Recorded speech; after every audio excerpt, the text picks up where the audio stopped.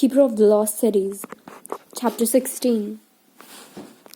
Sophie woke to an amazing sunrise. Pink, purple and orange streaks blending the ocean and sky into mirror images. She enjoyed the view, but she would need to figure out a way to darken her glass walls. Sunrise was too early to be awake every day. Grady and Adeline were in the kitchen when finishing up breakfast when she came downstairs.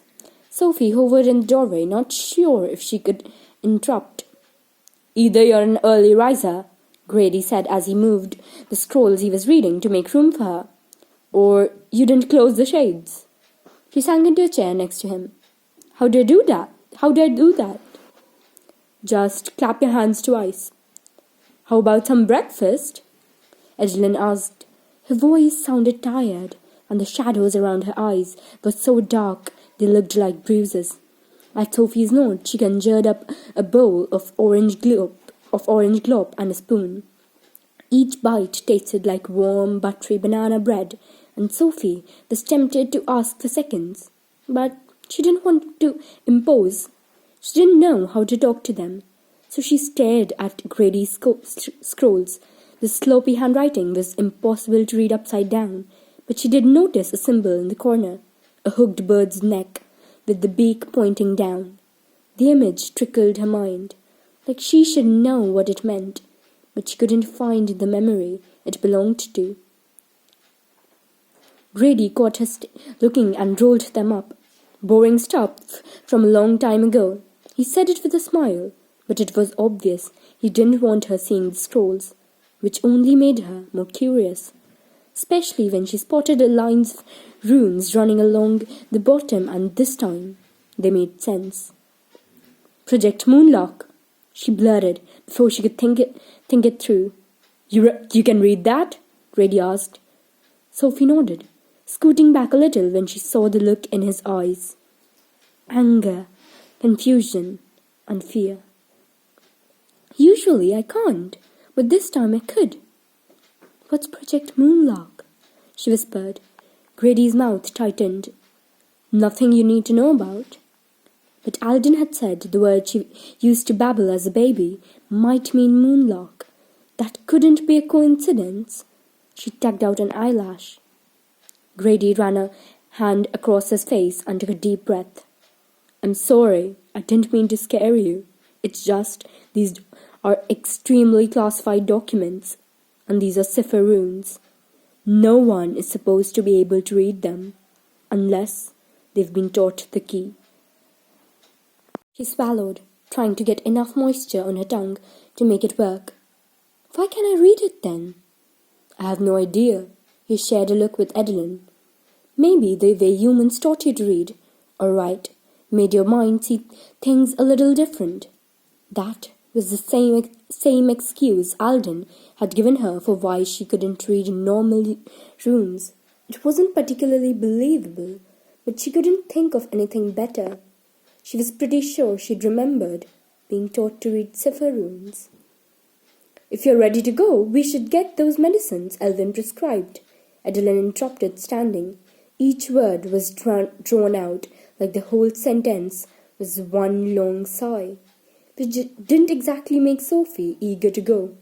She couldn't really say no. So she rose, fidgeting with the ruffles on the purple dress she was wearing. It was the simplest dress Della bought her, but she still felt ridiculous. Did the elves have something against jeans? Grady nodded. "Say hi to Kessler for me," Adeline groaned. "This is going to be interesting."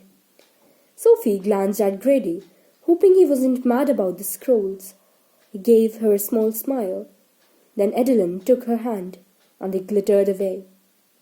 They leaped to an island called Mysterium. Small identical buildings lined the narrow street like they'd been cut from a mold. Street vendors filled the air with the scent of spices and sweets, and conversation buzzed around the crowded sidewalks. Sophie's and Adeline's gowns stood out among the simple tunics and pants of the other elves. "Hey, how come they don't have to dress up?" Sophie complained. "Mysterium is a working-class city." "Oh, but wait, doesn't everyone get the same amount of money in their birth fund? Adeline nodded.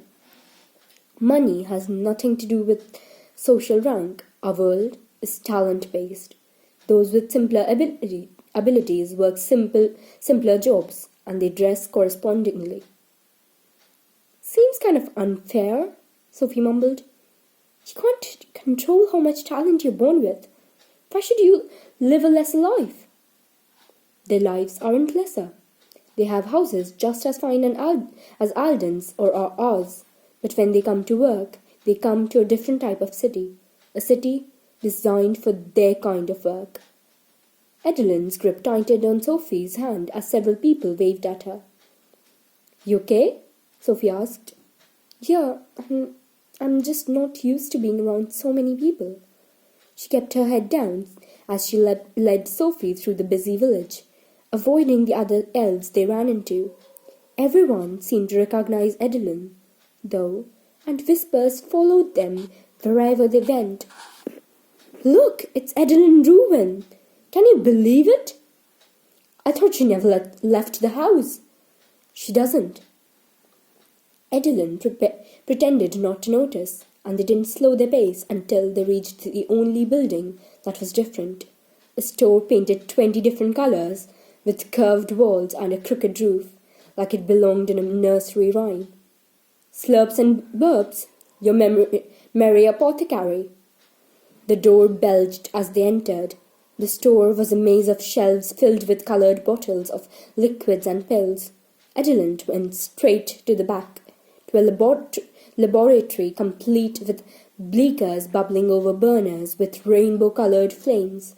A slender man in a long white lab coat hovered over the experiments with a skinny boy at his side.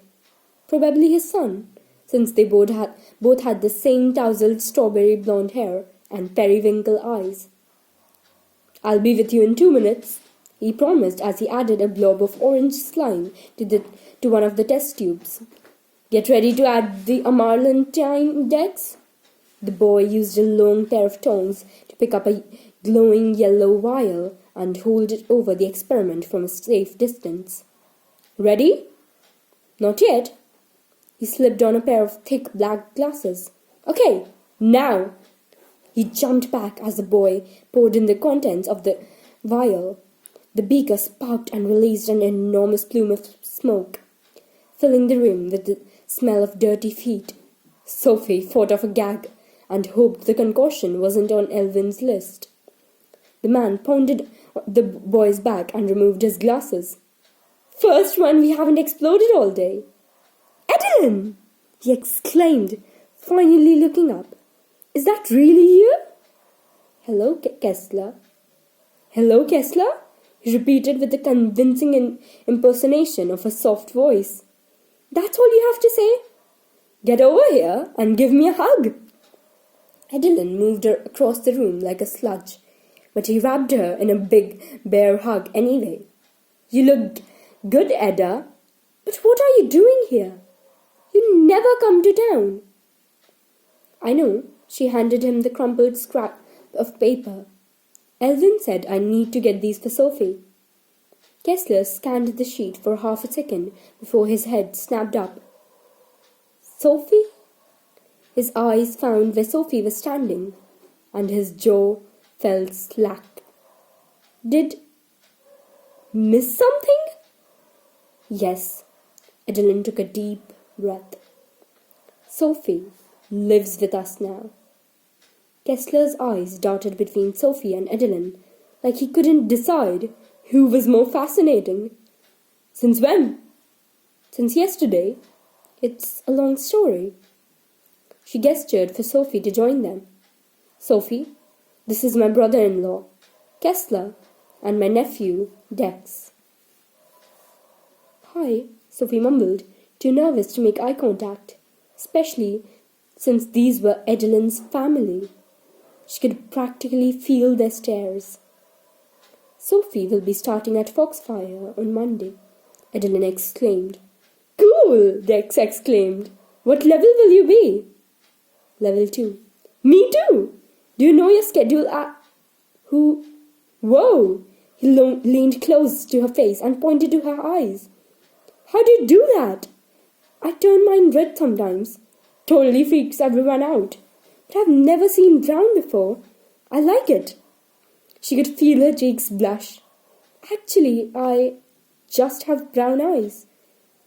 Really? Excellent. Do you see them, Dad? I do. Kessler studied her like she was one of his experiments. Where exactly are you from, Sophie? She wasn't sure if she was allowed to tell the truth.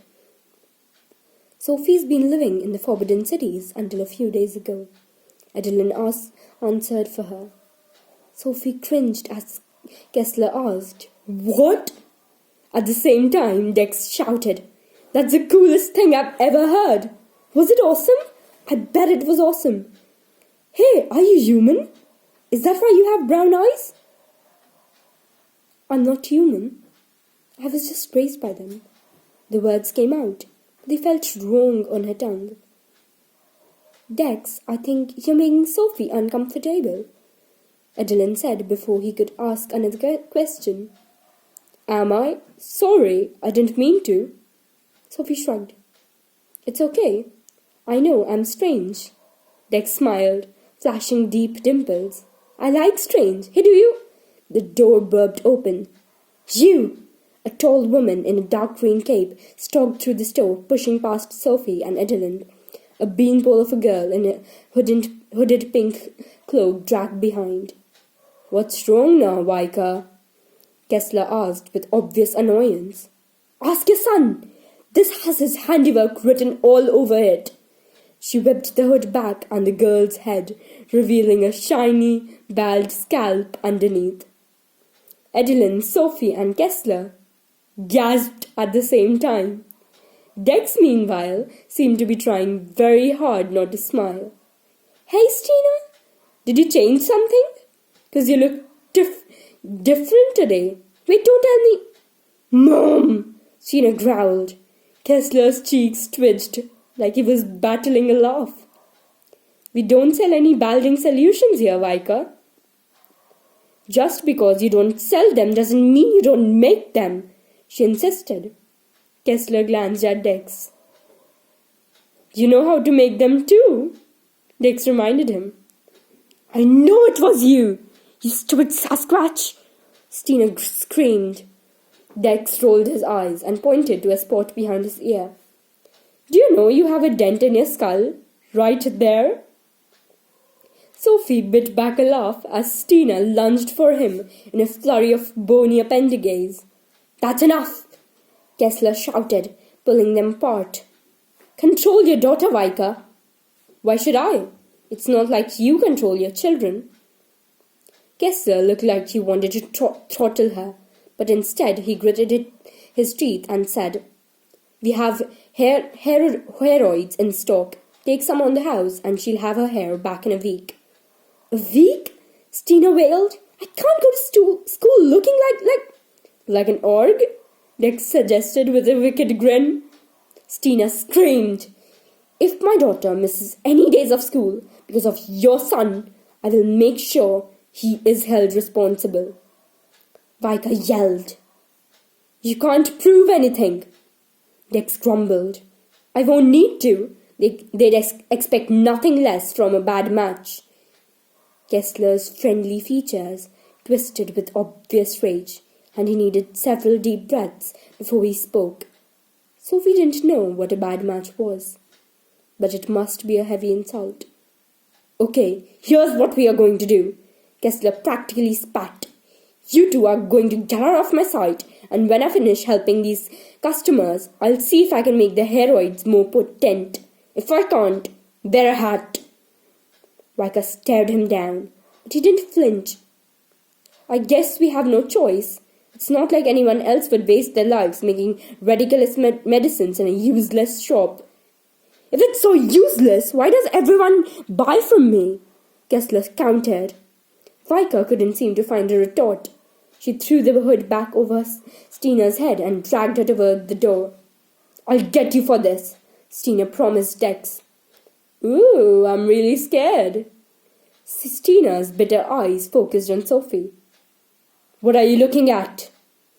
Sophie looked away. Nothing. The door burped again, then slammed. Kessler pounded his fist against the table, making everyone jump. Do I want to know what that was all about, Dex? Probably not. Kessler sighed. You need to be more careful, Dex. You know how some people feel about a family, especially Vika and Timmy and Hex. Well, Adeline said quietly, this store hardly helps the situation. Perhaps if you made it more traditional. Absolutely not, Kessler interrupted. Nothing brings me more joy than watching all the stuffy nobles squirm in here. Just like nothing makes me happier than a shiny Balstina, Dex added, grinning. Kessler couldn't help laughing. Well, Dex, since you made the mess, you get to tweak the heroids. I need to help Adeline with Elvin's list. Dex scowled and stalked off to collect the supplies from the back. He returned a few seconds later with an armful of vials and spread them on the work table with a sneaky smile. This will make her hair grow faster, he whispered to Sophie. But it will also give her a beard. Sophie giggled and made a mental note to never get on Dex's bad side. What did the girl do to you? She's just evil, he said as he ground back leaves with a mortar and pestle. Trust me. Adeline disappeared to her room when they returned to Havenfield, and Grady tried to teach Sophie how to lightly. She'd never been so horrible at anything in her life. The first 20 times she tried, she couldn't feel the warm feathers, no matter how many times Grady told her to concentrate on the tingle in her cells. After that, she couldn't hold on long enough to do anything except break out in a full-body sweat from the heat. On attempt 57, she finally made a solo leap to the other side of the property. She completed the next 5 in a row and felt ready to collapse, so she wanted to cry with relief when Grady announced she'd practiced enough. But when he checked her nexus, he frowned. He pointed to the grey rectangle which displayed only a silver of blue. This means your concentration is at 10%. Everyone your age is at least 30% by now. Yeah, and they'd been light leaping their whole lives. But she chose not to point that out. She didn't want Grady to think she was difficult. I'm trying as hard as I can. I know, Grady said, worrying the edge of his tunic with his hands. But I don't think you have any idea what you're up against. Alden told me Bronte doesn't want you at Foxfire, which means he will be watching you like a hawk. He'll check with your mentors, he'll mentor your tests, and at the first sign of weakness, he'll step in and try to have you expelled. I wouldn't be surprised if he pushes for you to be transferred to Exilium. And let's just say, it's somewhere you don't want to go. She nodded, swallowing a mouthful of bile. She hadn't been freaked out before about starting Foxfire before. She was now. How was she supposed to pass when she was so far behind? Grady forced a smile. I know you're struggling to adjust and have a ton to learn, but you're going to have to push yourself as hard as you can. And I promise I'll help you every way I can. Adeline will too. A flash of light pulled her out of her mounting panic attack, and 2 people appeared a few feet up the path. She recognized Dex from Slurps and Burps, and the woman he was with resembled Adeline, except her hair was messy and her yellow gown was wrinkled and plain. Had to come see for yourself, Juline? Grady asked. I'm allowed to visit my sister, aren't I? She asked, her eyes riveted to Sophie. Grady asked, where's the rest of the family? Grady, home with Kessler. I didn't want to overwhelm you. And maybe you wanted time to gossip without interruption? Grady teased. Sophie, why don't you show Dex your room? I have a feeling the girls have a lot of talking to do. Sophie had no idea what to do with Dex. She'd never had a friend before, much less a boy, much less an elf.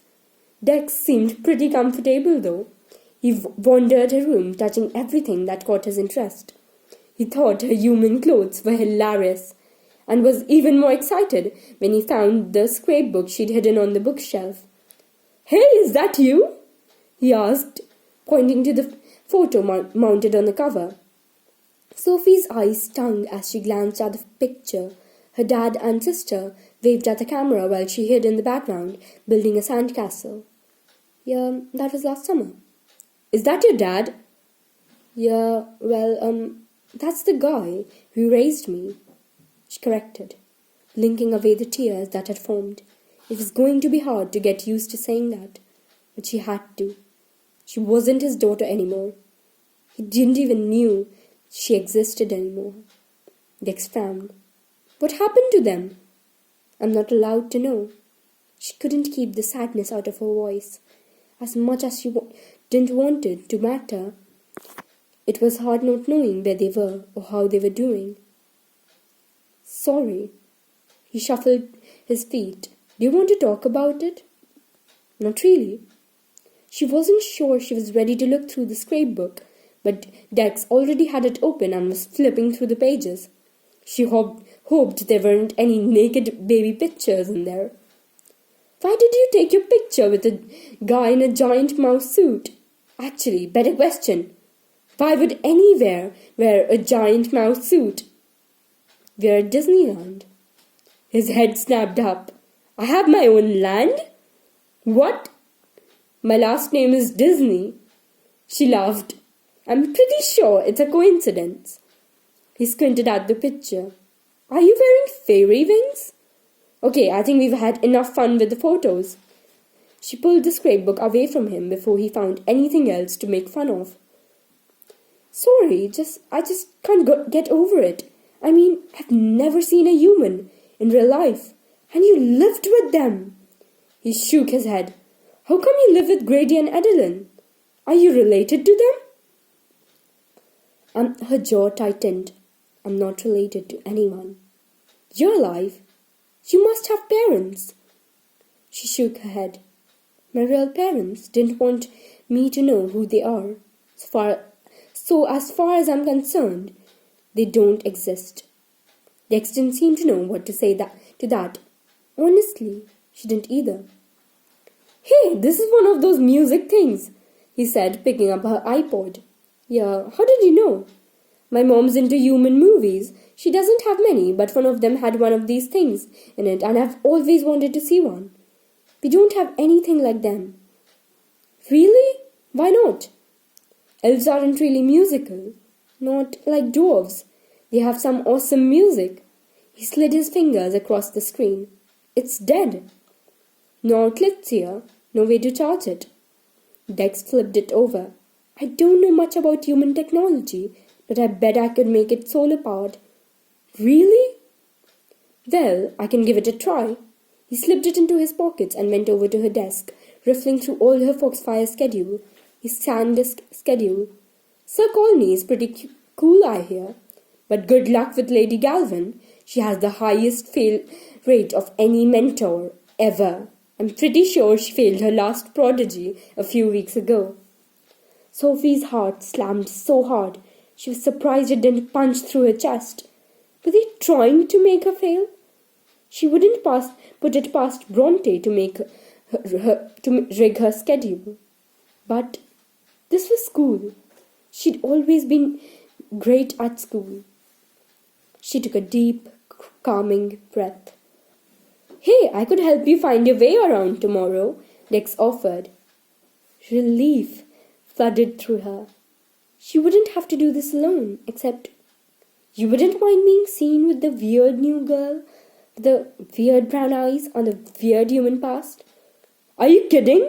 I can't wait to tell everyone you were my friend first." She smiled. "We're friends?" "Yeah, I mean, if you want to be." "Of course!" Dex smile widened, flashing his deep dimples. "Cool. I'll see you tomorrow morning."